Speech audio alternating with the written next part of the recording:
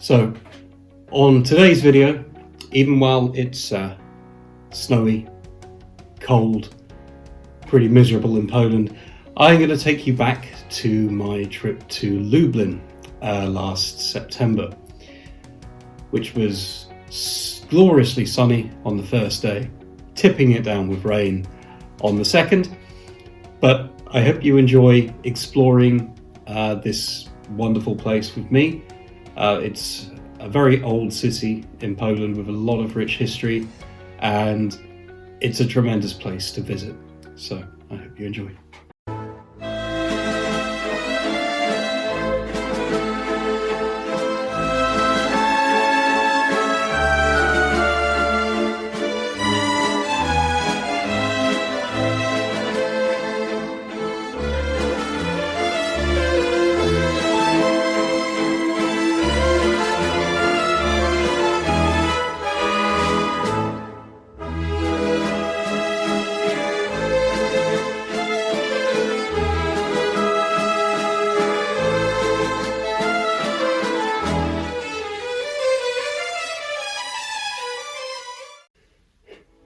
And welcome back.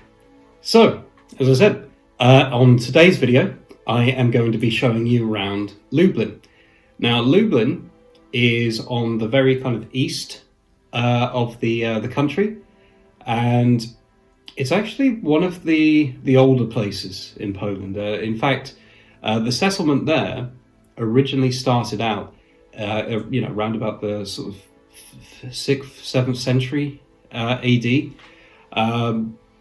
And like a lot of these places, I think it's very much like, how would I put it? Kind of more of a settlement was there right way before the city came into effect. I haven't been able to find much about the early history of Lublin, but there is a kind of myth talking about goats. So they're saying that there was this kind of feud with some nomads, and they were kind of trapped, and basically they were surviving off goat's milk from this female goat that was with them in the encampment, and it kept them alive, it kept them going. And therefore the emblem of Lublin, you will see, is a goat. It was kind of bastardized into a male goat over time. But hey, so it's kind of the goat city in a way. But the actual city itself comes a bit later.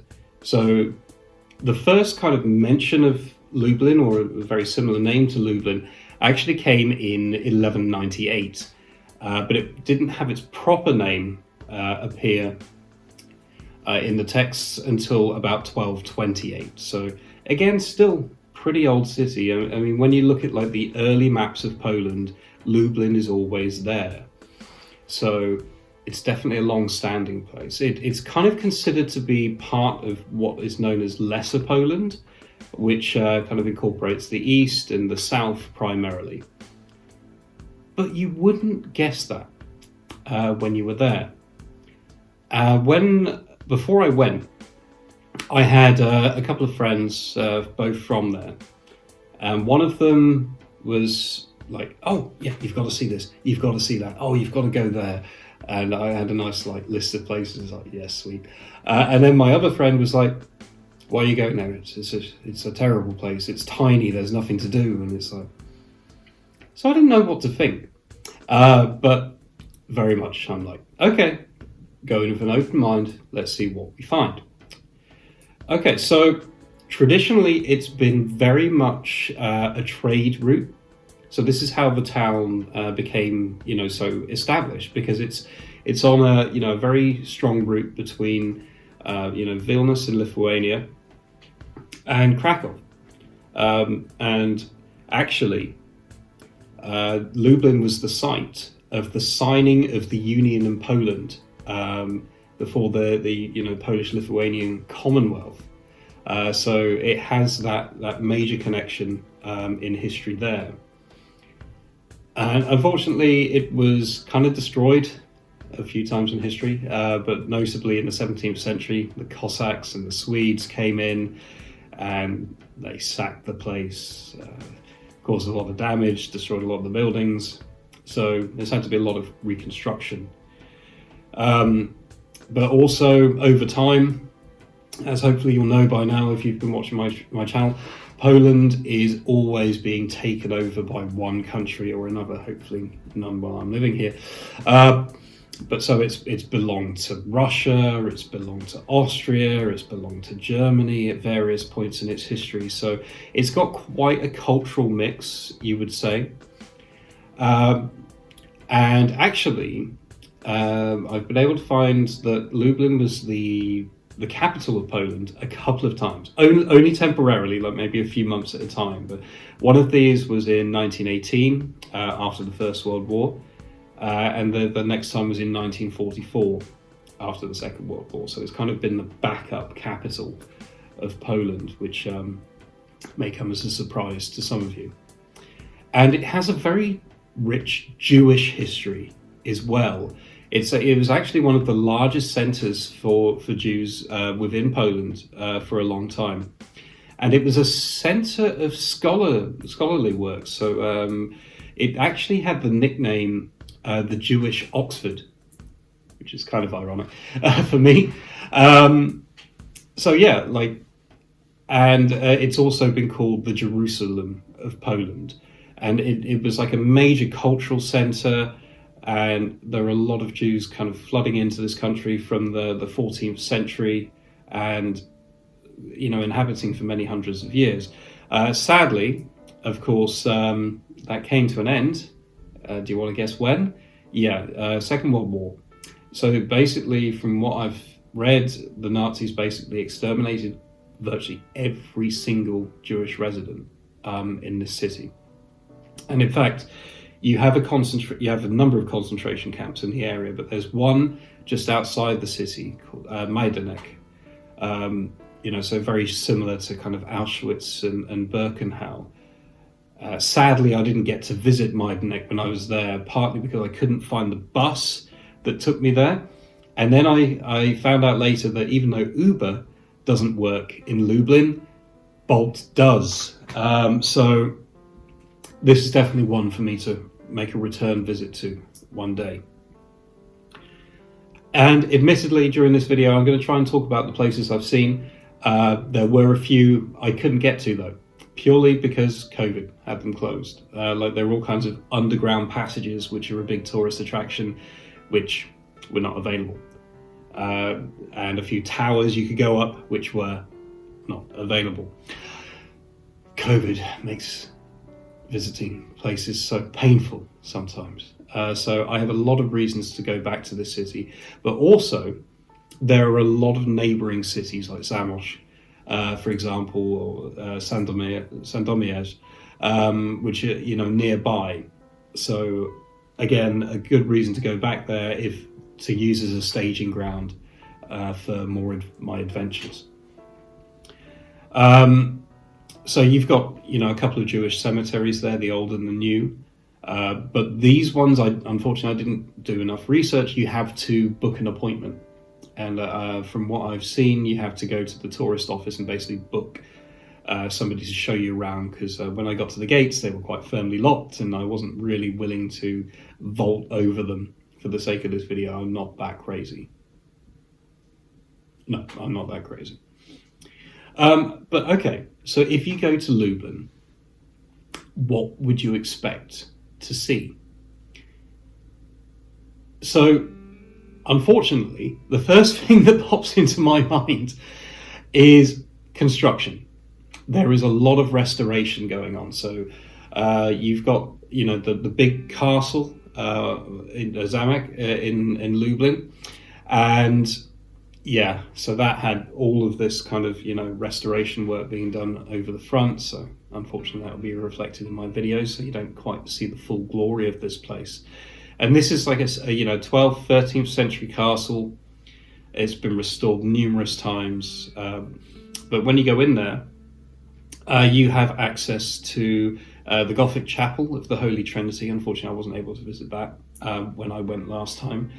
You have the museum. So you basically go into this tower and you go up the tower, and there are a number of exhibits, primarily in Polish, unfortunately. One disadvantage I found in Lublin is there wasn't so much translated into English, so it was a little bit tougher for me. Even in the tourist office, I'm not sure if they actually spoke English. I tried to communicate, but anyway. But if you get to the top of this tower, you have a nice observation point where you can look out to the city. So well worth a visit if you're there. The castle itself, it was actually used as like a prison during the German occupation, and there's a rather sad story about 300 prisoners being basically executed on the spot in this castle by the German forces, and so a bit of a bloody history there.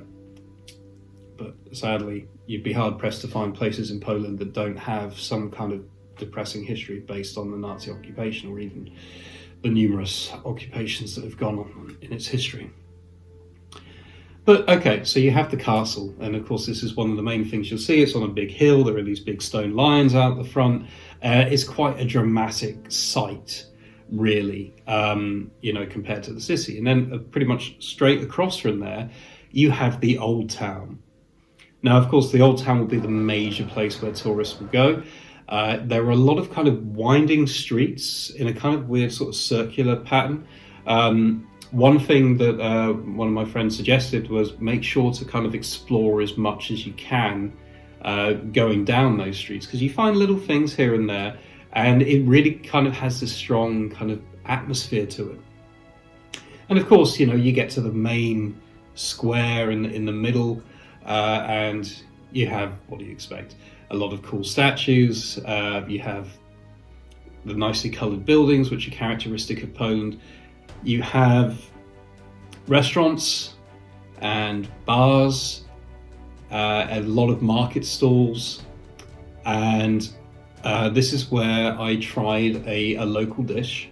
Now, I would pronounce this as cebulaj, but that's using the English tongue. So in Polish, and somebody's bound to tell me I've got this wrong, but we'll see. But it would be like Shipilash. That's probably horribly wrong, but it's basically it's kind of like an onion and cheese roll type thing, like in a circular thing, and it was actually very tasty. And I was able to pick it up from a local market stall very cheaply, 10 zloty or something like that, maybe not even that. So do partake when you're there. So, okay, what else can I say? So, within, this kind of central old town area, you have a few museums. You have like a couple of gates, like the Krakow Gate, for example, which are part of the original fortifications, because basically there was a point where I think it was King Casimir basically turned around and said, right, we're going to build a great big wall to defend the city after a battle with some nomads or something. I didn't write that down for some reason. Shocking. Anyway, you have the Cathedral of St. John the Baptist and John the Evangelist, which was actually dates back to 16th century. So it was built between 1586 and 1604. And this was a wonderful place for me to hide from the rain for a bit, because it really was pouring with rain very heavily that second day. But yeah, so wonderful Gothic architecture, and I presume Gothic, and as all the cathedrals in Poland, truly marvelous sight. So I severely recommend popping in there. And in this area you have the Platz Potwarz, which is kind of like a little archaeological site. You've got some like old walls there. You had this, I don't know if this was just for that time, but you had this like golden statue of a rooster or chicken or something like that. It looked like a bit like a Trojan chicken. So maybe this will be, used in the future for future wars or something. Unfortunately, I haven't found any kind of story about that, so that was a bit odd but colourful. Now, you will have a few other bits and pieces there, but I'm going to take you out of the centre now. So if you go down one of the main streets, it's got this long street with lots of bars, lots of restaurants, lots of shops, very modern street. Now, I didn't go here, but there's this rather famous place called Pellier, like a kind of a French restaurant. Maybe I didn't go there because it was French.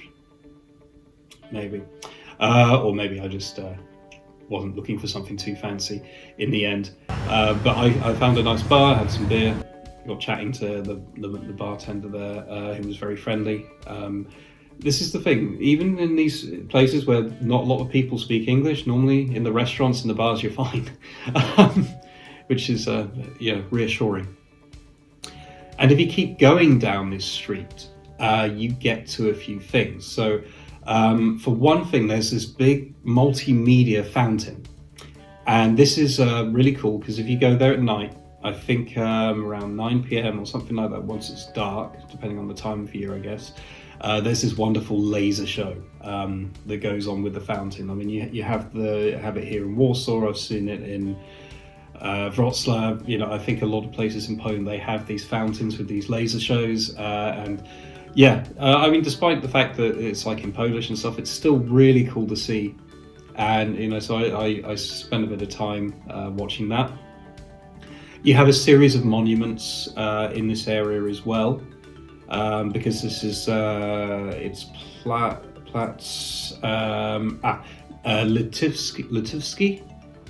And there were some, so you have a monument to Joseph Podolski. You have the Lublin Union Monument. So lovely area for some pictures and to just really kind of enjoy a bit of history and a bit of culture. But speaking of culture, Lublin is one of the biggest cultural centres in the whole of Poland. There are about 30 festivals that occur in this city alone every year. Probably fewer at the moment due to COVID. But there's actually this massive installation, very modern installation, I think just put up in the last 10 years or so, called the Centre for the Meeting of Cultures. And so I was recommended this, so I was like, okay, this is big, really big, like, very modern looking building. And I was like, okay. So I went inside and it was rather weird. There was some interactive displays with lights and things like that. There were kind of masks hanging from the ceiling. There were, lots of art. So very, very modern art type place. And then you can get to the rooftop, and up there you get, again, some nice views of the city. So, and I think there was like a cafe and things like that in there as well. So, you could easily probably lose yourself for at least an hour or so in this place. And I'd say it's worth popping in. It didn't cost a thing to enter. You can just walk in, stroll around. There are lifts, so it's disabled friendly. Totally worth it. Going down a little bit further, you have this big park, which Ogród Saski, and that was nice. It's quite a big park. It had a big like amphitheatre in the middle, so you had some bands playing. I think they played some like rock music when I went there. I kind of was just like peering in, and some lovely paths, and it's just quite a scenic, relaxing place, I would say. Okay, but also one of the best things for me about this trip, and it saved me on that rainy day, was the Perła brewery. Now, sadly, again, this is one of those places I think you need to kind of book in advance if you really want to have the full brewery tour. But luckily, there's this kind of bar/restaurant which is basically attached to it. So I'm like, okay, I like Perła, so I am going to sit down and I am going to enjoy some nice beer, They had some food which was a bit gourmet, but was very tasty. I think I had some like Polish sausage or something like that. But the beer, wow. It was amazing. It was really glorious. Some of the best, kind of beer that I've tasted, and there were lots of different varieties like IPAs and stouts and things like that. And a lot of this is, pretty much fresh from the brewery. And oh wow, it tastes so much better than the bottled stuff you buy in the shops. So please, if you go there and you like a drink, 100% guarantee you will like this place. And actually, I remember when I was in the centre, I had this like peanut butter flavoured stout. It was, oh wow. So yeah, Lublin is a great place to go drinking. There are some wonderful craft beers there, and plenty of bars and things. So yeah, hopefully those will open again at some point. But yeah, I mean, I'd say last but certainly not least. One of the major things I did in Lublin, and bizarrely I keep forgetting it, but I don't know why, but I went to the Lublin Village Museum. Now this is a little bit out of the town. I had to take a bus to get there, but there were a couple of buses that went that way. And what it is this giant open air museum, and what it shows you is basically kind of life in a Polish village in, say, the sort of 19th century. So you see windmills, you see huts, there are lots of animals there. It's a very kid-friendly place. You'll see, like sheep and ducks and horses, and, all pigs, all that kind of thing from what I remember. You have a lovely church there, a few churches actually. And it's just great to walk around. There was a nice lake and everything. So I easily spent 2 hours wandering around that. The people were friendly. They gave me this like map to follow, and like each of these places, they give you like a number to go. Like, that's 1, that's 2, etc. And so you can read about the different things there. So well worth the visit, as I say, especially if it's a nice sunny day. And if you've got a family with you, they are going to love this place. But overall, I really like Lublin. I was there by myself for a couple of days, and I found pretty cheap accommodation. It was easy to get to from Warsaw. It was only a few hours on the train, hardly anything at all, really. And I mean, one thing I'll say is the train station was a bit out of the way from the centre, so that was a bit of a trek to get from the train station to my hotel, and I was too cheap to spring for a taxi or too lazy to look for public transport. But I wanted to explore the city on foot. There are some wonderful canals and kind of old shopping streets and things like that, so there's a real kind of rich feel to this place. But I would recommend Lublin totally. As I say, I want to go back. Hopefully when I go back, more things will be open, and I will be using the opportunity to springboard to a few other places in that area.